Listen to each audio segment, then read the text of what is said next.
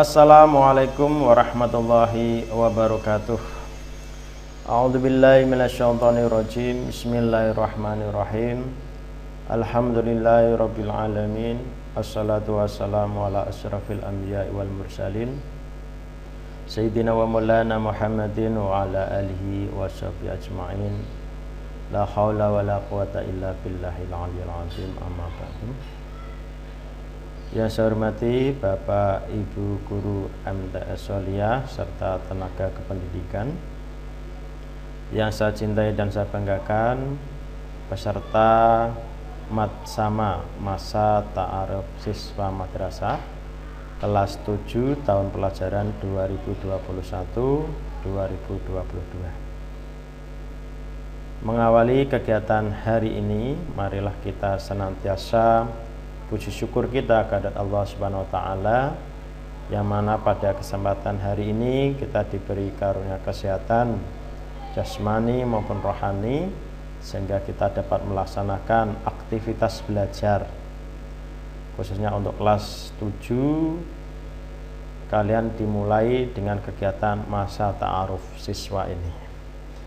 Salawat serta salam semoga selalu tercurah ke baginda Nabi Agung Muhammad sallallahu alaihi wasallam, dan semoga kita mendapatkan syafaatnya baik di dunia ini maupun di yaumul qiyamah. Allahumma amin. Bapak, Ibu, dan peserta Matsama yang saya cintai dan saya banggakan, mengawali kegiatan materi hari ini yaitu materi wawasan Wiyata Mandala. Wawasan Wiyata Mandala.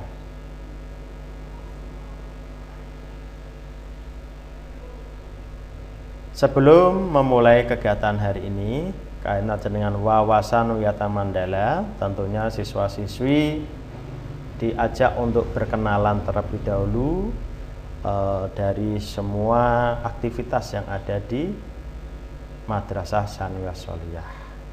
Saya kenalan terlebih dahulu biar lebih mengenal. Saya akan memperkenalkan diri dulu, ya. Nama saya adalah Muhammad Iksan, sarjana teknik.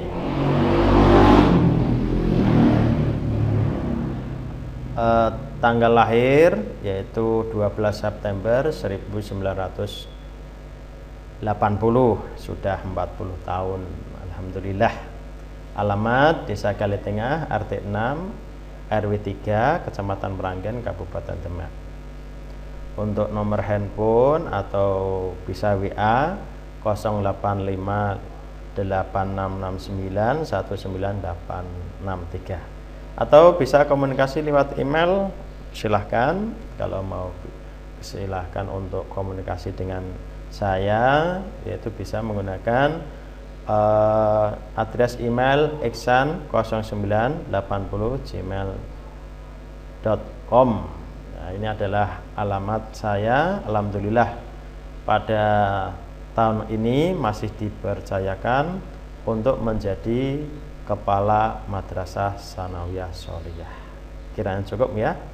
Ini perkenalan sejenak dulu. Kita akan masuk materi bagian pertama, yaitu wawasan Wiyata Mandala. Ketika wawasan Wiyata Mandala ini, karena ini adalah materi pertama, wawasan Wiyata Mandala ini adalah materi yang difungsikan untuk mengenal. Makanya pertama kali saya memperkenalkan diri biar kalian tahu. Nanti akan Pak Ihsan sampaikan kaitannya dengan perkenalan apa yang ada di Madrasah Sanawiyah Sholiyah. Oke, yang pertama dulu. Wawasan Wiyata Mandala adalah sebagai bentuk materi untuk mengenal atau bagaimana cara memandang madrasah dalam lingkungan pendidikan dan pengajaran. Jadi wawasan Wiyata Mandala ini fungsinya adalah untuk melihat secara dekat lingkungan pendidikan dan kegiatan pembelajaran. Jadi berkaitan dengan lingkungan dan kegiatan pembelajaran. Apa saja yang ada di sana nanti? Nah, ini tentunya siswa-siswi harus mengetahui. Kalau tidak tahu nanti misal tempat belajarnya di kelas apa, kemudian wali kelasnya siapa, kemudian materi pembelajarannya apa. Nah, nanti akan dibagi materi ini berkaitan dengan lingkungan, kegiatan pembelajaran. Insya Allah materi-materi ini akan disampaikan selama 3 hari penuh ini. Kemudian tujuan dari kegiatan Matsama ini dengan materi wawasan Wiyata Mandala adalah madrasah mengemban misi pendidikan yang menjadi ciri khas masyarakat belajar di dalamnya. Nanti kalian akan tahu bahwa madrasah, khususnya di MTS Sholihah itu memiliki misi pendidikan. Nah, misinya apa? Nah, ini nanti akan dijelaskan secara rinci dalam materi ini. Madrasah mengemban misi pendidikan. Artinya sebagai lembaga pendidikan tentunya ini madrasah memiliki sebuah visi dan misi. Kalian bersekolah di sini tentunya ada keinginan apa? Itu pasti tentu dimiliki oleh setiap orang untuk belajar. Ketika di madrasah Sanawiyah ini memiliki ciri khas apa? Nah, ini akan kita bahas di sini. Kemudian untuk siswa dapat memiliki wawasan Wiyata Mandala dengan 3 tahapan. 1. Mengetahui visi, mengetahui misi dan tujuan dari madrasah, mengenal sarana prasarana, kemudian pemanfaatan dan pelaksanaan program belajar. Ini semuanya akan disampaikan dalam 3 hari ini ke depan. Oleh karena itu, siswa-siswi nanti akan mengenal 3 aspek dari visi misi ini dan tujuan. Kemudian aspek yang kedua adalah sarpras dan pemanfaatan dan pelaksanaan kegiatan pembelajaran. Ini ya. Kemudian tentunya MTS Sholihah itu berada di mana? Kalian sudah pernah belajar di MTS Sholihah atau pernah kalau yang diniyah pasti pernah belajar di Yayasan Sholihah. Kemudian kalau yang belum, ini MTS Sholihah itu terletak di mana? Yaitu di Desa Kalitengah, RT 6 RW 1. Kemarin kan kalian sudah pernah ke kampus. Jadi insya Allah kalian sudah mengetahui tempat dan letaknya. Yang alamat yang pas adalah Desa Kalitengah, RT 6 RW 1, Kecamatan Meranggen, Kabupaten Demak. Jadi kalian tahu nanti tempatnya di mana. Ini ciri-cirinya tentunya kalian sudah mengetahui, yaitu di jalan ini, pertigaan belakang masjid ini, di kampus 2 ini. Maaf, di kampus 1, Kalau yang kampus 2 itu adalah di sebelah SD atau sebelahnya balai desa ke kiri. Nah, dari sini ke kiri, dari MTS Sholihah itu ke kiri. Nanti di situ juga ada kampus 2. 1 lingkup Yayasan Sholihah. Nah, kemudian dalam konteks pelaksanaan sebuah lembaga pendidikan tentunya ada izin operasionalnya. Nah, izin operasionalnya ini sesuai dengan piagam pendirian madrasah. Ini kalau bisa dilihat itu adalah tahun 2000 itu izin keluarnya. Tapi kemarin sudah saya sampaikan bahwa MTS itu berdiri sejak tahun 1998. Tapi izin operasional baru keluar tahun 2000. Ini adalah salah satu bentuk bahwa lembaga atau MTS Sholihah ini diakui secara legislatif, secara ilegal oleh pemerintah. Jadi ini. Jadi secara yuridis ya. Ini tentunya sudah ada izinnya. Kemudian Kemenham, ini izin dari Kementerian Hak Asasi Manusia. Jadi sebuah lembaga pendidikan harus ada ini. Kalau tidak ada ini berarti dia dikategorikan lembaga yang tidak memiliki izin. Kalau tidak memiliki izin, maka ijazahnya bisa dipakai enggak? Tentunya tidak. Nah, ini adalah izin dari Kementerian Hak Asasi Manusia atau Kemenham. Kemudian piagam akreditasi. Nah, piagam akreditasi ini adalah salah satu piagam prestasi sebuah lembaga pendidikan yang pada saat ini kita ada di MTS Soliah. Berarti akreditasinya apa? Secara kasat mata kalau melihat ada nilai 93, akreditasinya A. Berarti secara nasional, karena piagam akreditasi adalah sebuah sertifikat pengakuan secara nasional bahwa lembaga pendidikan itu memiliki kualitas. Nah, kualitas di sini kita dapat nilai 93. Kemudian predikatnya adalah baik. Berarti secara tidak langsung bahwa MTS Soliah itu memiliki sebuah komitmen belajar, komitmen mendidik. Itu diartikan bahwa sama-sama sebuah lembaga tapi yang memiliki komitmen lebih, yaitu 93 ini.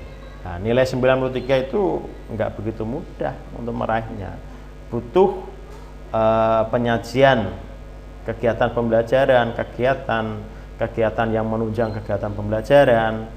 Kemudian Bapak Ibu gurunya harus memiliki pendidikan dan kompetensi yang baik. Ini semuanya harus dimiliki. Kalau tidak ada ini, berarti lembaga pendidikan itu tidak memiliki standarisasi. Kalau tidak memiliki standarisasi, berarti mutu kualitasnya dipertanyakan. Ini. Kemudian nilai secara keseluruhan ini dirinci seperti ini. Ini adalah hasil dari prestasi MTS Soliah meraih predikat A. Kalau A itu berarti sudah sangat bagus. Nah, ini adalah tentang kelembagaan. Lanjut.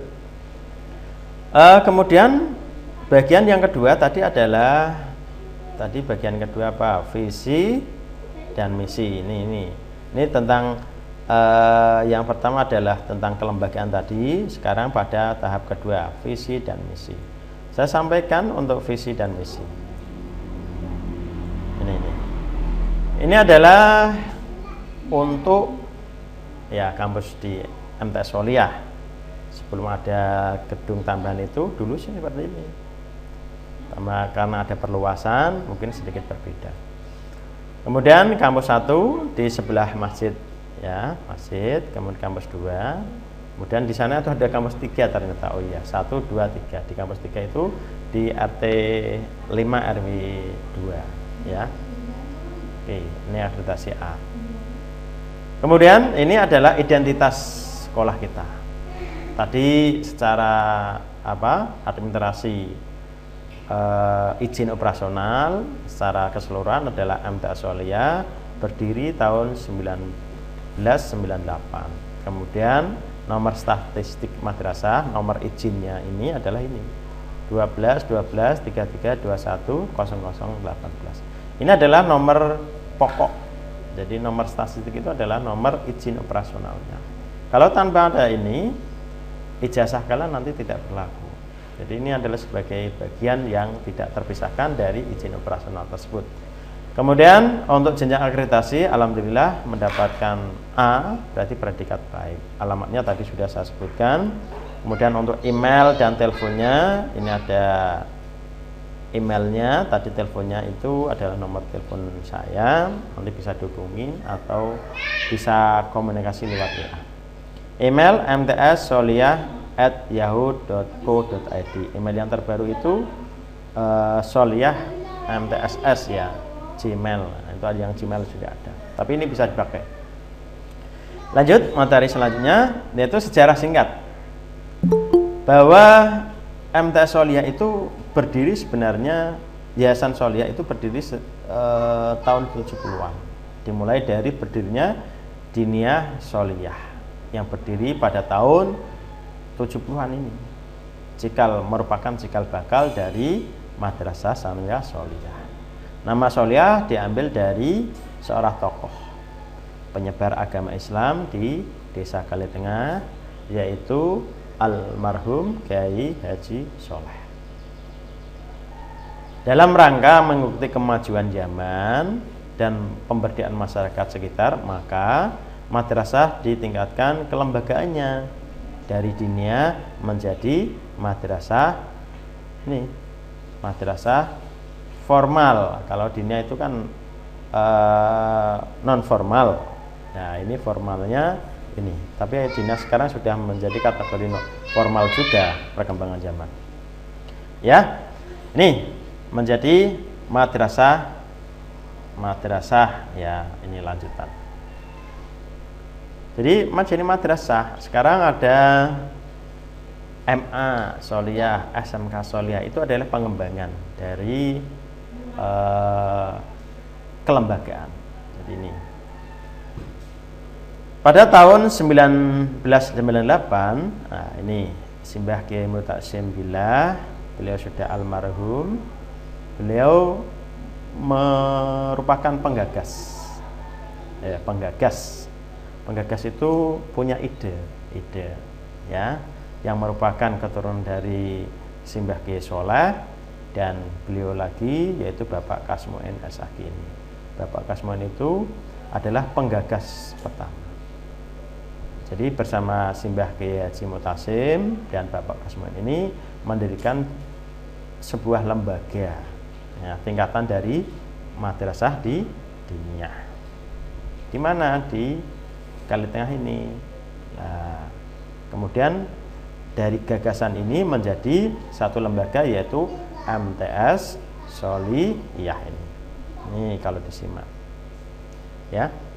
Jadi sejarah singkat itu seperti itu. Jadi dari penggagas pertama yaitu Simbah Kiai Mutaksim Billah dan Bapak Kasmun ini akhirnya menjadi sebuah lembaga yang berdiri tahun 1998 yaitu MTS Solihah. Oke. Visi dan misi MTS Solihah. Visi itu tujuan jangka panjangnya apa? Seperti hanya kalian misal mau ke Semarang, tujuannya ke Semarang. Nah, ini membentuk manusia yang berbudi luhur, cerdas, dan terampil. Ya, terampil. Jadi cerdas dan terampil. Serta atau dan bertakwa kepada Allah Subhanahu wa taala. Jadi membentuk manusia yang berbudi luhur. Berbudi luhur. Cerdas, terampil. Cerdas ini adalah ilmu pengetahuan, kemudian terampil ini prakteknya. Jadi kalian dibentuk ini berbudi luhur, memiliki akhlak yang baik, cerdas, dan memiliki keterampilan atau skillnya. Tapi diingat dari kecerdasan ini tentunya kalian harus bertakwa kepada Allah Subhanahu wa taala. Ini harapan ke depan di MTS Solihah. Oke. Kemudian misinya untuk mencapai sebuah visi tentunya kita harus ini. Dorongan misinya itu apa? Jadi misi itu mempengaruhi untuk pencapaian sebuah visi. Ibarat kata kalian mau ke Semarang, naik apa? Nah, itu. Jadi ketika mau naik apa itu, ini adalah misinya apa? Naik bis atau sepeda motor atau kalian naik mobil pribadi? Nah, ini misi. Misi itu mengantarkan ke sana, mencapai sebuah visi tadi. Jadi misi pertama adalah menumbuhkan dan mengembangkan budaya religi, cerdas, terampil dalam setiap aktivitas di lingkungan madrasah. Misi kedua, meningkatkan kegiatan proses belajar, mengajar, membimbing ini agar prestasi pendidik dapat berkembang secara optimal sesuai dengan minat, bakat, kemampuan yang dimiliki. Jadi ini adalah misi. Jadi pertama adalah religi, kemudian yang kedua adalah mengembangkan atau mengoptimalkan bakat dan minat serta kemampuan. Yang ketiga adalah melaksanakan pembelajaran ekstrakurikuler secara efektif sesuai dengan bakat dan minat. Ini selain dorongan dari kegiatan religi, optimalisasi bakat dan minat, kalian akan efektivitas enggak? Efektif semua kegiatan-kegiatan yang bertujuan untuk menampilkan kalian kemana, yaitu dalam kegiatan perlombaan keagamaan, sains, dan olahraga. Ini semuanya jadi satu satuan untuk mencapai sebuah misi ini, visi ini, membentuk manusia yang berbudi luhur. Jadi ini satu satuan. Kalau ini tidak dilakukan, maka visi ini tidak akan tercapai.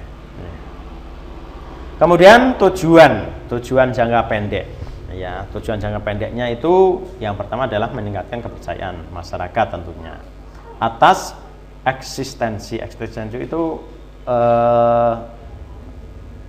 istilahnya tampilan ya lembaga. Jadi dia mampu nggak untuk berada di situ. Jadi ini eksistensi itu adalah untuk mewujudkan tampilan ke masyarakat. Jadi kepercayaan masyarakat dengan MTS itu bagaimana? Ya, ini adalah tujuan yang pertama. Kemudian ya tujuan kedua adalah meningkatkan kualitas proses. Jadi prosesnya pembelajaran secara nasional sesuai dengan kurikulum. Kemudian yang ketiga, pelatihan dan workshop bagi tenaga pendidik. Ini adalah kewajiban dari Bapak Ibu guru untuk selalu meningkatkan kompetensi belajarnya. Kemudian yang keempat, meningkatkan jumlah peserta. Alhamdulillah, ini peserta didik ini tahun ini ada 106 pendaftar. Ini alhamdulillah. Kemudian peningkatan sarana belajar baik laboratorium yang mendukung terlaksananya sebuah pembelajaran sesuai dengan kurikulum. Kemudian ketercapaian tamatan yang memperoleh nilai ujian nasional. Sekarang sudah dihapus, ujian nasional ini diganti. Nah, ini ya, tadi ini belum saya edit. Ini adalah tahun 2021, 2022. Oke, saya edit dulu. 21, kemudian 22. Oh ya.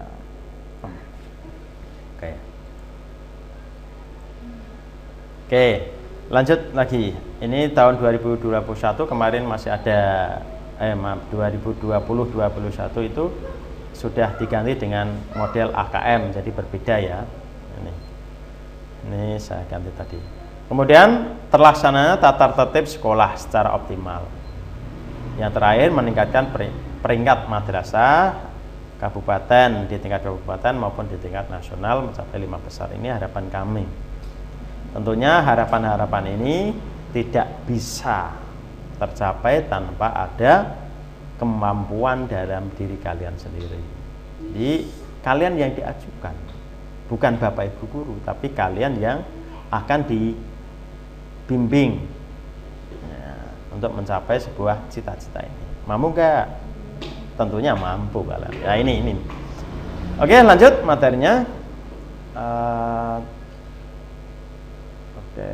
Lah ini struktur organisasi. Nah, struktur organisasi itu adalah istilahnya urutan sistem organisasi. Kepala madrasah yaitu Bapak Muhammad Ihsan, saya. Untuk Bapak Muhammad Said menduduki di kurikulum tentang pengajaran. Nanti akan kalian ketemu ini berkaitan dengan pembelajaran. Ya, pembelajaran mulai dari kegiatan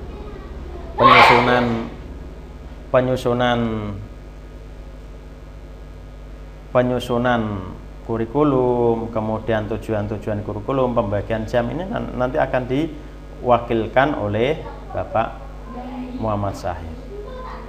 Kemudian untuk yang kedua adalah Bapak Muhammad Sulhan, ini adalah wakil kesiswaan. Yang ketiga adalah Humas, hubungan masyarakat. Nanti kesiswaan ini dan Humas ini bekerjasama dalam sebuah kegiatan yang berkaitan dengan siswa. Siswa itu kegiatan lomba, kegiatan macam seperti ini, penerimaan peserta didik baru lah. Humas ini saling mendukung, saling menginformasikan kepada orang tua wali, kemudian kepada pihak-pihak yang terkait. Ini Humas, hubungan masyarakat. Kemudian Sarpras adalah yang dipimpin oleh Bapak Muhammad Bardi. Nah, jabat Pak Muhammad Bardi ini fungsinya adalah untuk melengkapi ya, sarana prasarana belajar, mulai penyiapan kelas sampai pada perencanaan sampai pada pelaksanaan. Ini Pak Bardi. Kemudian untuk tata usaha nanti Bu Umi Koryah. Ini perlu kalian ketahui. Ya. Untuk KA Lab IPA Bu Saryem, KA Lab Komputer Pak Nur Halim Eskom Mkom, Kapus Pak Mahfudi SPD MPD, kemudian BK Bimbingan Konseling Pak Sofan Yuri SPDI dan Ibu Suryanti. Ini adalah struktur organisasi. Jadi tingkatan-tingkatan ini sebagai pendamping ya semua kegiatan belajar kalian mulai dari fasilitas maupun dari perencanaan kurikulumnya. Jadi fasilitas kegiatan semuanya nanti jadi satu-satuan. Lanjut.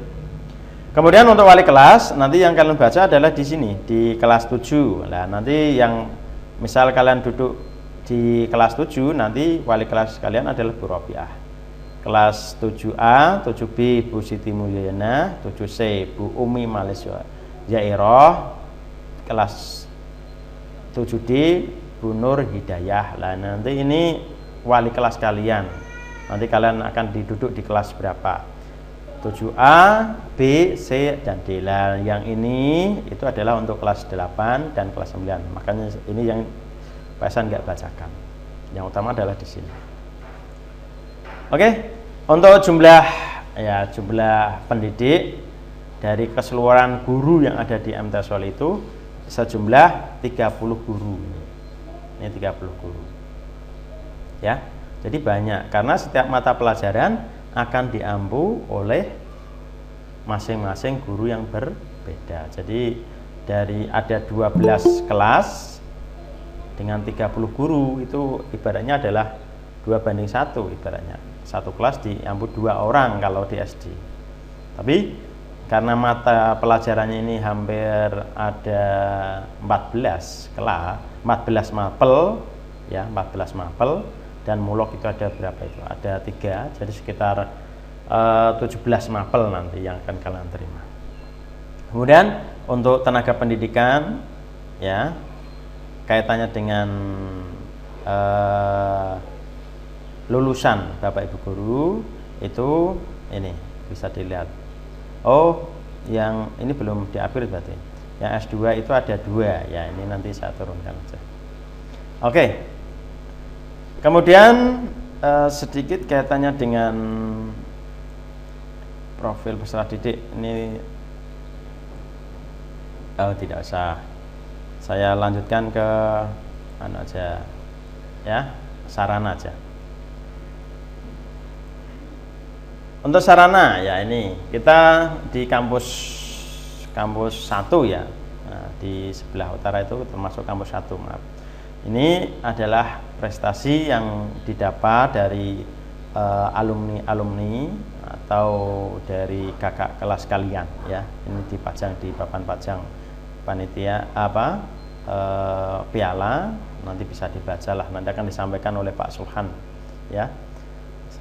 Kemudian ini gedung ya, gedung yang kita gunakan karena ada tambahan jadi wajahnya sudah nggak kelihatan lagi.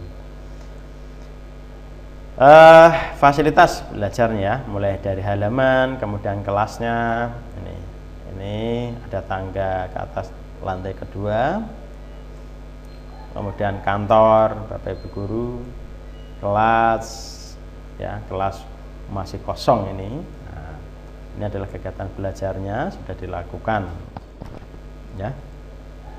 Kemudian kegiatan yang mendukung yaitu untuk karakter kalian. Nanti setiap pagi kalian akan diikutkan pada kegiatan mulai berdoa bersama sampai kegiatan sholat duha berjamaah. Ini setiap pagi insya Allah. Ini siraman rohani ya, artinya kegiatan keagamaan. Nah Ini adalah kegiatan ekstrakurikuler ya, nanti akan dibahas penuh oleh Bapak Sulhan selaku kesiswaannya. Ini kegiatan praktik ya. Ini kegiatan upacara bendera ya. Insyaallah akan dilaksanakan setiap hari Senin ini di halaman. Ini adalah kegiatan kepramukaan. Ini Bapak Ibu guru nih, saya kenalkan semua nanti ini. Ya. Ini adalah Bapak Ibu guru di MTS Soliyah. Nanti bisa kenalan sendirilah ya. Ya, ini yang utama ini Pak Iksan ini. Nah, lanjut. Kemudian kegiatan-kegiatan nanti akan seperti ini kalian. Akan dimulai kaitannya dengan kegiatan Zoom atau Google Meet, nanti akan dilaksanakan seperti itu. Kalau tidak ada yang ditanyakan, Pak Ihsan ini hentikan dulu untuk presentasinya.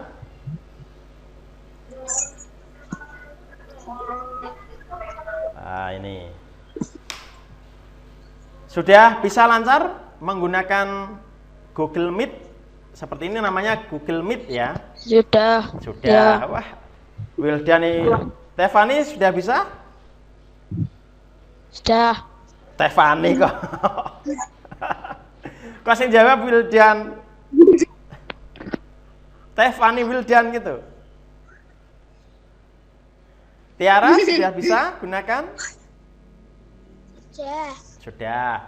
Besok kegiatan pembelajaran selama pandemi akan menggunakan sistem seperti ini.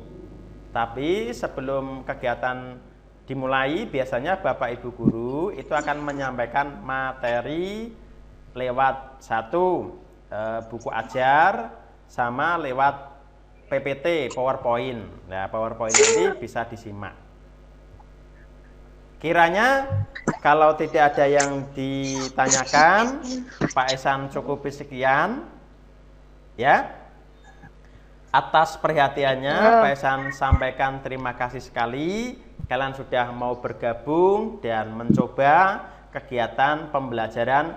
Apa ini namanya? Daring dalam jaringan. Terima kasih atas perhatiannya. Pak Ihsan akhiri, billahi taufiq wal hidayah. Assalamualaikum warahmatullahi wabarakatuh. Waalaikumsalam. Ya, terima kasih. Stefani makasih, Mbak Tiara makasih. Kalian boleh ditutup. Kita selesai hari ini. Oke.